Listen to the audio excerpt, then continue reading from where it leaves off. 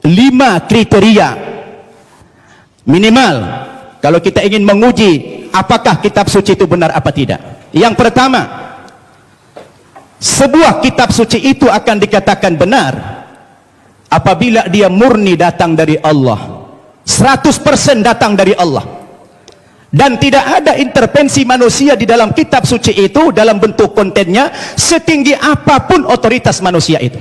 Betul tidak? Termasuk di dalamnya Nabi.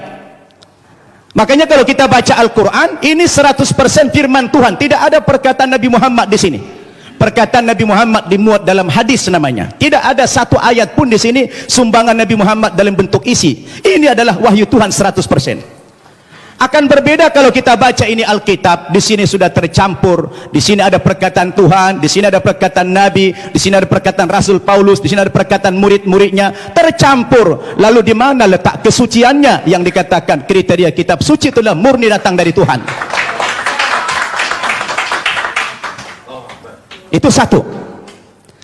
Yang kedua, kriteria kitab suci itu dikatakan benar apa tidak?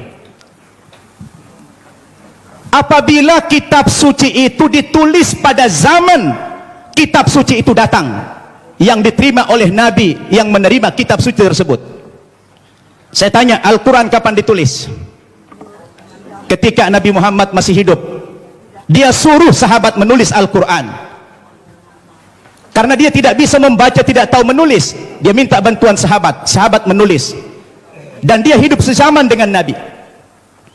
Begitu selesai ditulis oleh sahabat, dikonfirmasi tulisan dengan bacaan Nabi, sama apa tidak, di cross check supaya tidak terjadi manipulasi. Kenapa? Karena kitab suci itu jadi pedoman. Sekarang Alkitab kita tanya, kapan ditulis? Lalu siapa tokoh yang menerima Alkitab?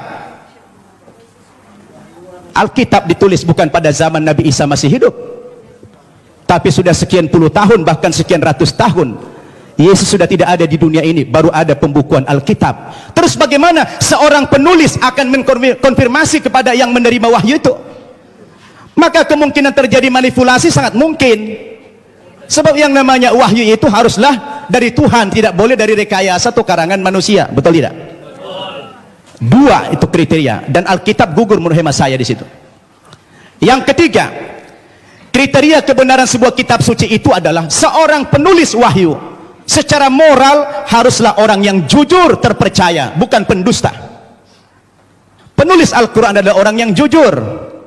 Sekarang penulis Alkitab, bagaimana Alkitab disandarkan kepada Yesus, disandarkan kepada Musa, disandarkan kepada Nabi yang lain, sementara sang penulis tidak pernah jumpa dengan yang menerima wahyu itu? Bagaimana ini? Maka gugurlah kesucian kitab tersebut. Kemudian yang keempat, kriteria kebenaran kitab suci itu adalah apabila isi kitab suci itu tidak kontradiksi, satu isi dia. Kalau sudah bertentangan satu ayat dengan ayat yang lain, lalu yang mana yang mau dipegang? Masa Tuhan menurunkan tuntunan pedoman hidup bagi manusia, tapi manusianya malah bingung? Yang ini mengatakan Yesus Tuhan, yang ini mengatakan Nabi. Loh, yang mana mau diikutin? Ternyata kalau kita baca Alkitab sendiri, tidak pernah kata-kata dari Yesus yang muncul pengakuan bahwa dia adalah Tuhan. Kalau kita baca dalam Injil Markus pasal 12 ayat 28 dan 29, ternyata Yesus sendiri mengatakan Tuhan itu adalah Allah yang Esa.